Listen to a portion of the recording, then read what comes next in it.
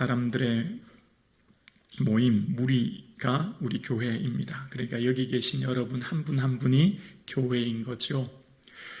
그러니까 교회를 다른 말로 말하면 마음과 마음이 모인 곳이라고 할 수 있습니다.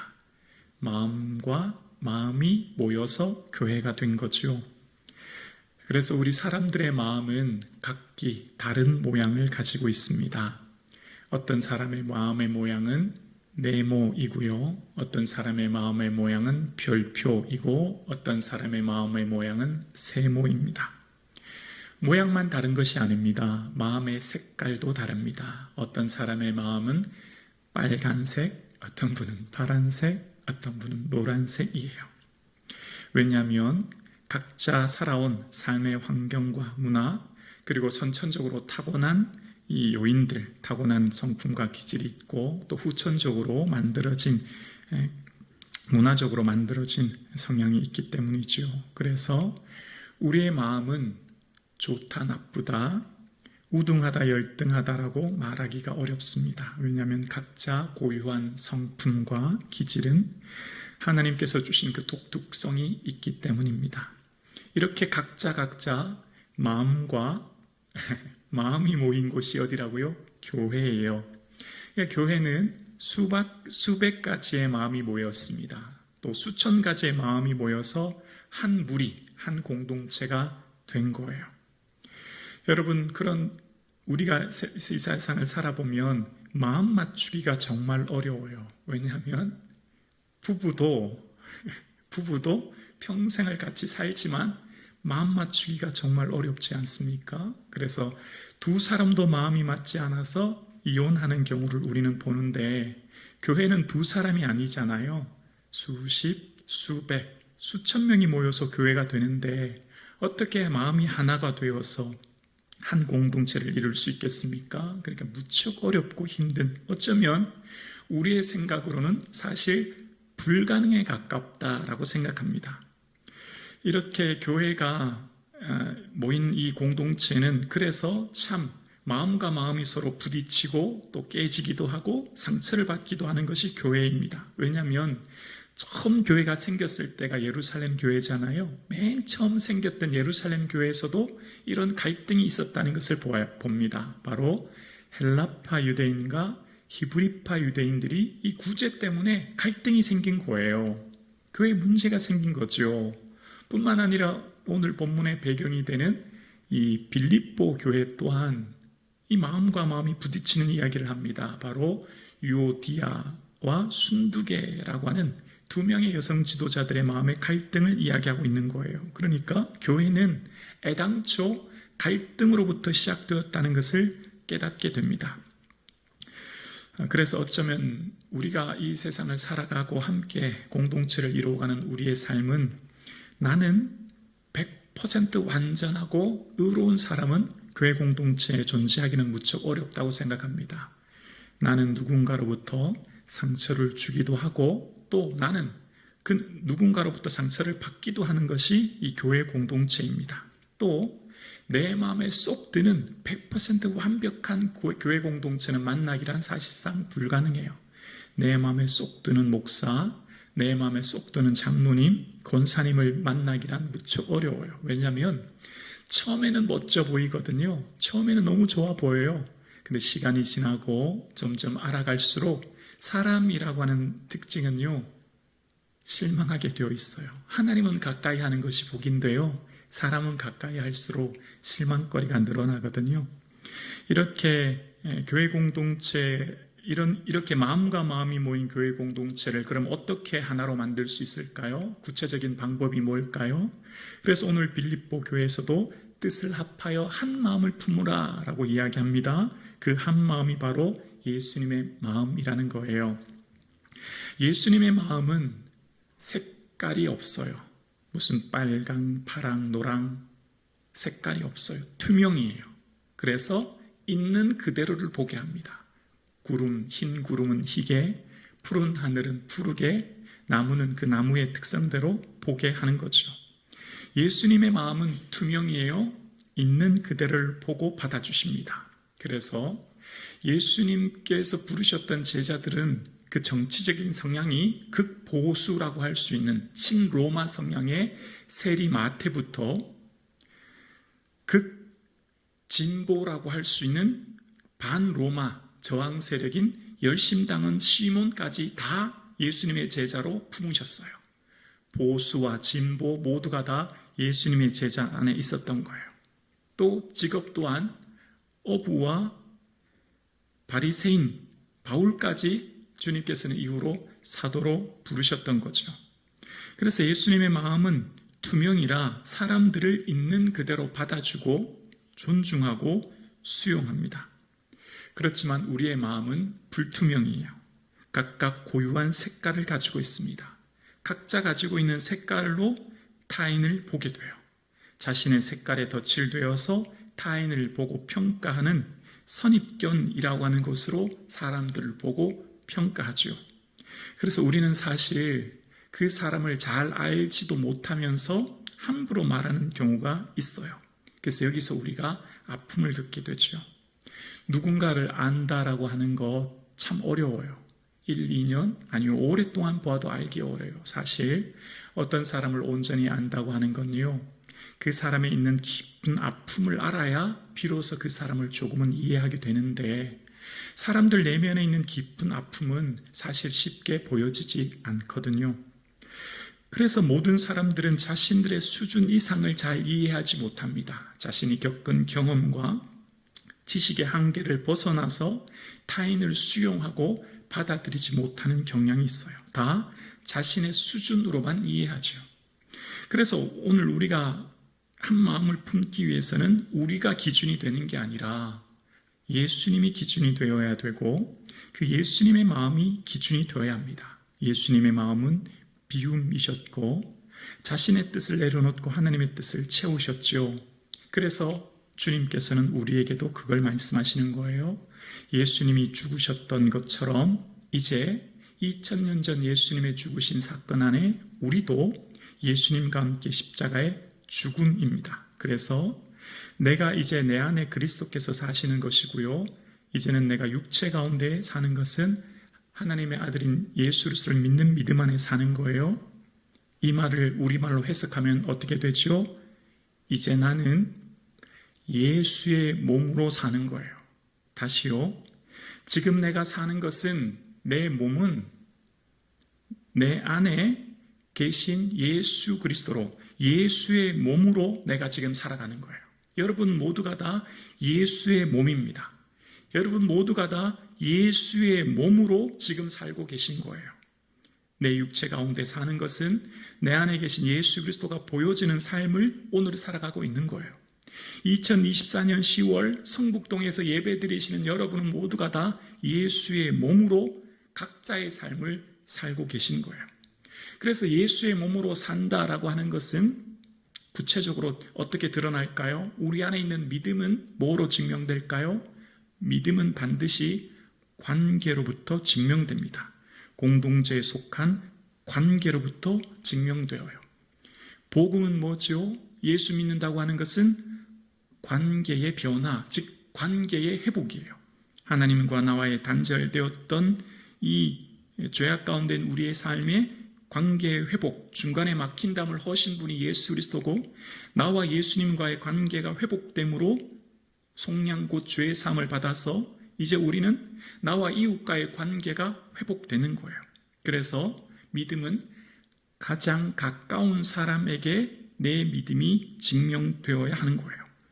우리의 믿음은 세계 복음화, 민족 구원이라고 하는 거대 담론을 얘기할 것이 아니라 지금 내 옆에 가장 가까운 사람에게 내 믿음이 드러나야 되는 것이죠. 그래서 오늘 저와 여러분의 삶의 복음은 관계 회복인데요, 이 관점으로 보면 성도는 모두가 다 전과자예요. 죄인이었거든요. 모두가 다 중범죄자들이었거든요.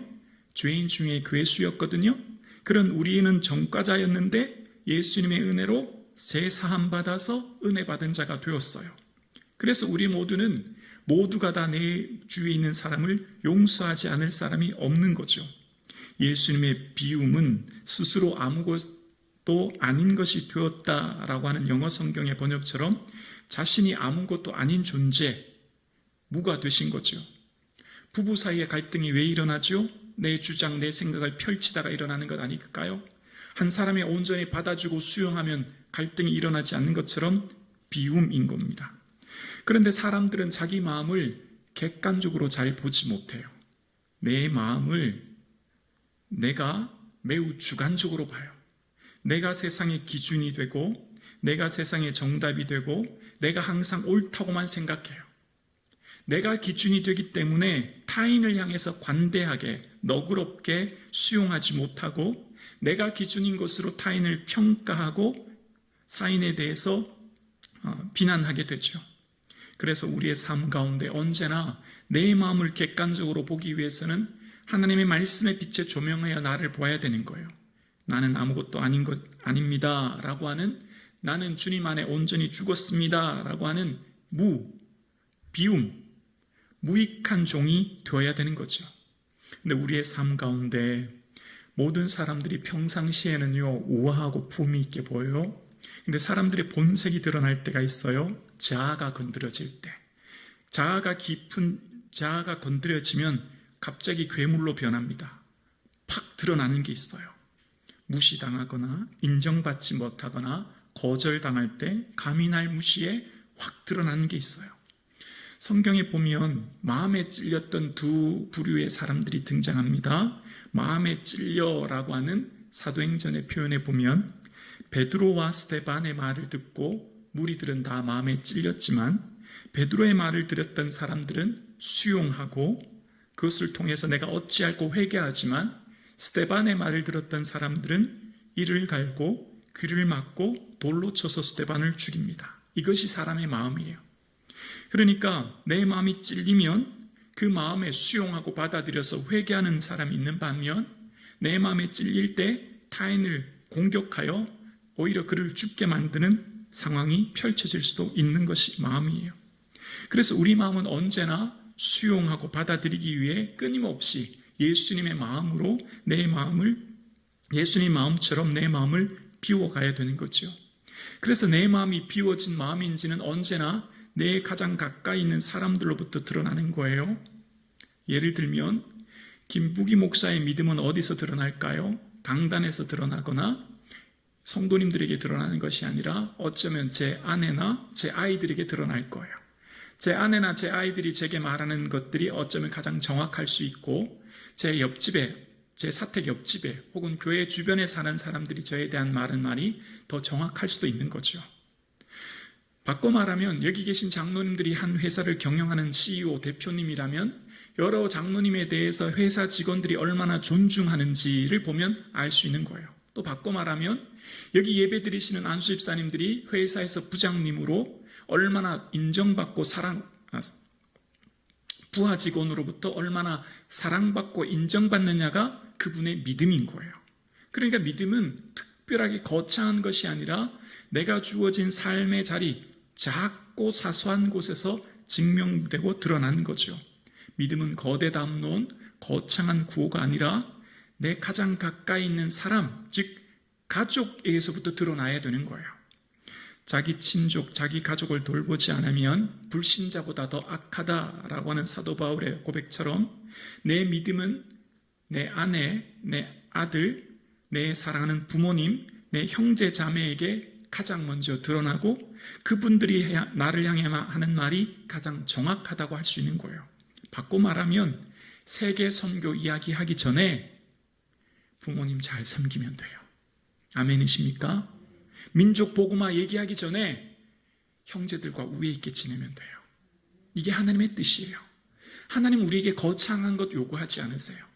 가족, 행복한 가족 되도록 내 마음을 비우고 낮춰서 희생하는 삶, 행복한 교회 되도록 내 자신을 비우고 낮춰서 한 마음 되도록 하는 것, 그게 하나님의 뜻이에요. 그래서 우리의 삶 가운데 언제나 은혜를 망각하면 교만하게 되어집니다. 은혜를 망각하면 내가 세상에서 가장 교만한 자가 돼요. 여러분, 하나님께서 이스라엘 백성들에게 40년 동안 광야의 길을 걷게 하신 이유는 그들을 낮추시고 시험하사 마음이 어떤지 알려고 하신대요. 근데 좀 이상해요. 이스라엘은 원래 누구였죠?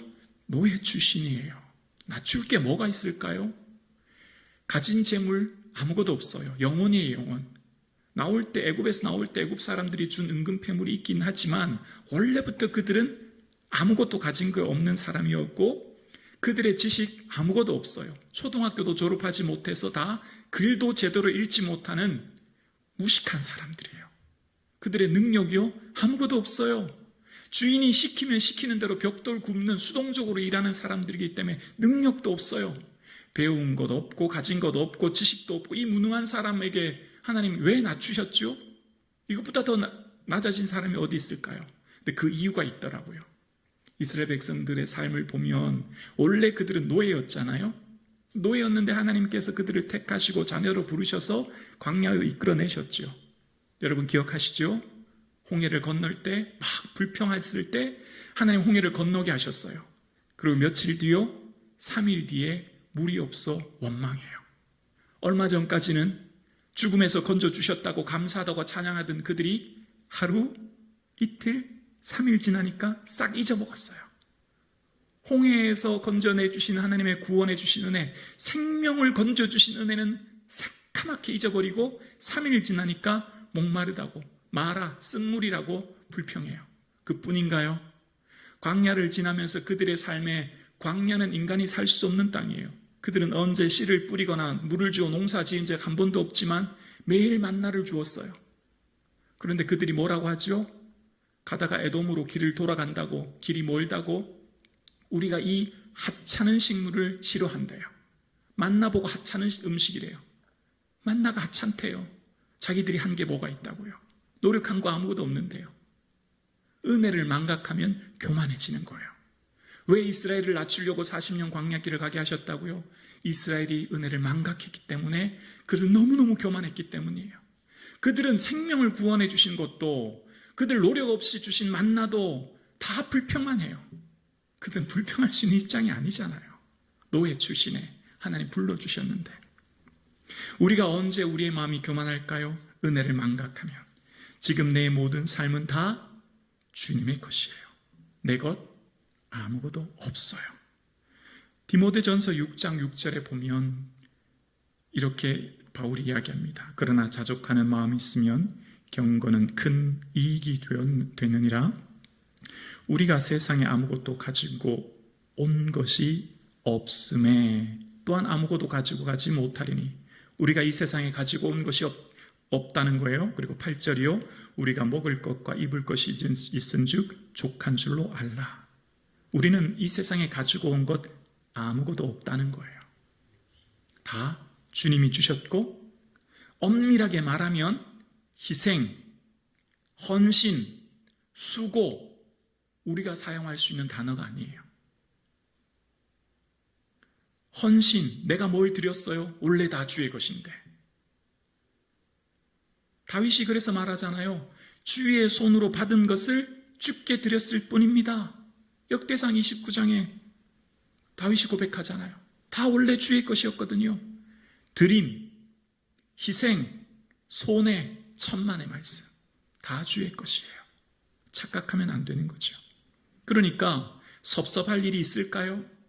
시험에 들 일이 있을까요? 아니요. 엄밀하게 말하면 다 주의 것, 내 생명 다 주의 것이기 때문에 우리는 내가 이만큼 했다, 내가 이만큼 드렸다, 내가 이만큼 수고했다 인정받지 못해서 섭섭함이 생길 수가 없어요. 주님께서 우리에게 약속하신 게 있어요. 주님께서 우리에게 약속하신 것은 더 많은 재물을 약속하시거나 더 큰 권력을 약속하시거나 더 많은 명예를 약속하신 적 없어요. 성공, 출세, 재물, 권력 약속하신 적 한 번도 없어요. 더 높은 지위, 더 많은 형통, 성공, 출세 아니요. 그런 건 약속하지 않으셨어요. 주님이 약속하신 건 성령이에요. 성령님을 주신다고 약속하셨어요. 근데 여기서 우리는 별로 놀라지 않아요. 왜요? 성령님이 우리에게 그렇게 기쁘게 느껴지지 않아요. 여러분, 재물, 권력, 명예와는 비교도 할 수 없는 분이 성령님이에요. 이 땅의 모든 재물을 합친 것보다 성령님이 더 귀중한 분이에요. 수백, 수십억, 수천억과는 비교할 수 없어요. 이 땅의 어떤 권력과는 비교할 수 없는 창조주가 성령님이에요. 어떤 정치적인 권력과 비교할 수 없는 성령님을 우리에게 주셨어요. 이 땅의 어떤 명예보다 더 영광스러운 분이 성령님이에요. 이 세상의 어떤 상보다도 비교할 수조차 없어요. 성령님으로부터 우리는 영생의 은혜를 주셨어요. 바로 천국을 선물로 주신 거예요. 그러니까 우리에게 권력, 재물, 명예 따위가 아니라 당신 자신을 주신 거예요. 예수 그리스도 당신 자신을 우리에게 주셔서 당신을 우리에게 소유하게 하셔서 당신이 우리와 함께 하심으로 당신으로부터 영생을 얻는 존재가 된 거예요. 그래서 우리는 천하보다 소중한 예수 그리스도를 우리 안에 가지게 되었고 이 보배를 우리 안에 누림으로 세상의 어떤 권력과 재물과 명예와는 비교할 수 없는 예수 그리스도가 우리와 함께 하시는 줄로 믿습니다. 이것이 믿어질 때 우리 인생이 새로워지는 것 줄로 믿습니다. 그러면 우리가 드리는 11조가 아까울까요? 재물 얘기해서 죄송해요. 10의 9, 10의 10을 다 드릴 수도 아깝지 않아요. 지옥에서 천국으로 옮겨주셨는데 내가 평생 수고한 거 다 팔아드려라라고 해도 아까울 게 있을까요? 그렇지 않을걸요? 지옥 한번 가보시면 알 거예요. 그렇지 않을걸요? 주일 예배 봉사하는 거 1시간 봉사 2시간 주일 온전히 드리는 거 아까울까요? 일주일 통으로 다 드려라 해도 아깝지 않을걸요? 지옥에서 건져주셨는데 너 월요일부터 주일까지 평생 주를 위해서 힘써라. 아까우고 헌신된다고 생각할까요? 천만의 말씀. 내가 주를 위해 헌신하고 수고하는 것 몰라주고 억울하고 섭섭할까요? 아니요. 다 주의 것이에요. 예수 그리스도가 지금 나와 함께 하시는데 그 예수 그리스도가 우리와 함께 하시는데 우리의 삶 가운데는 천하보다 소중한 창조주가 지금 나와 함께 하고 계시고 그분이 나와 함께 하심으로 오늘 우리를 살게 하시는 거예요. 그래서 나는 예수의 몸으로 오늘 우리는 살아가는 거예요. 성령님은 우리로 하나 되게 하십니다. 그들로 온전히 하나 되게 하옵소서 기도하셨던 예수님처럼 우리가 기도를 통해 뭘 알죠? 기도는 뭐죠? 하나님의 마음을 헤아리는 시간이에요. 하나님의 뜻, 계획을 헤아리고 그 마음을 알아가는 시간이 기도예요. 내 계획보다 크신 하나님의 계획을 헤아리는 시간이 기도예요. 기도를 통해 내 마음이 하나님의 마음과 하나 되는 것, 내 마음이 하나님의 마음으로 채워지는 것, 그것이 바로 기도인 거죠.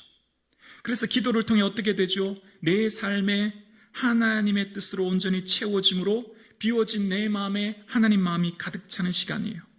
그래서 이 비움은 하루아침에 해결되지 않아요. 끊임없이 애쓰고 수고하고 노력해야 되는 겁니다. 그래서 우리의 신앙의 목적은, 오늘 우리가 신앙생활하는 최종 목적은 예수님의 마음과 하나 되는 것. 그래서 내 삶의 비중이 생각, 시간, 물질에 쓰이는 비중이 점점 커지는 거예요. 주를 향한 비중으로 10%, 20%, 30% 주를 향한 비중이 점점 커지는 거예요. 그럼 어떻게 될까요? 기도의 응답을 넘어 기도의 변화가 일어나고 소원의 성취를 넘어 소원의 변화가 일어나기 시작하는 거예요. 내 뜻대로 마옵시고 아버지 뜻대로 되길 원합니다 고백했던 예수님처럼 자신을 비우신 예수님께서는 하나님의 뜻으로 채워졌던 것처럼 기도의 응답을 넘어 기도의 변화가, 소원의 성취를 넘어 소원의 변화가 내 삶 가운데 점점 일어나는 거죠. 그래서 우리의 삶 가운데 응답 없음으로 인하여 불안하고 좌절했던 내 삶이 응답 없음이 아닌 기도의 변화로 말미암아 내 소원을 아예 바꾸어 버리심으로 말미암아 존재의 근거, 내 삶의 이유가 완전히 바뀜으로 내 삶이 통째로 세계관, 인생관을 바꾸어 버리시는 거예요. 그래서 평소에 내 삶의 문제라고 생각했던 것이 문제거리가 되지 않고, 고난이라고 생각했던 것이 골칫거리가 되지 않고, 상처라고 했던 것이 나를 더 이상 괴롭히지 않아요. 왜요? 내 인생이 완전히 변화되기 때문이에요. 사도 바울의 삶 가운데 육체의 가시는 그를 괴롭혔어요. 그래서 육체의 가시가 해결되도록 소원 성취를 향해 기도했죠. 몇 번이요? 3번이요. 근데 하나님께 기도했던 사도 바울의 삶은 소원의 변화가 일어났어요. 그래서 능력이 약한 데서 온전해짐을 알게 되어졌고 약한 것을 자랑하게 되었죠. 그래서 사도 바울은 그의 육체의 가시는 그대로 있었지만 더 이상 육체의 가시가 그에게 고난거리, 문제거리, 아픔거리가 되지 않았어요. 그것을 넘을 수 있는 소원의 변화가 일어났기 때문이에요. 이것이 바로 하나님께서 우리에게 주시는 은혜요 선물입니다.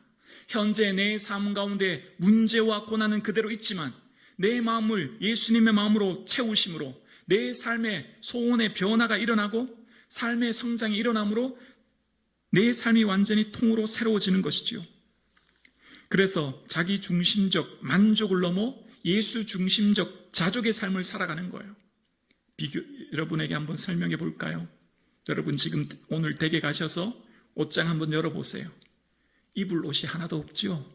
꽉 찼는데.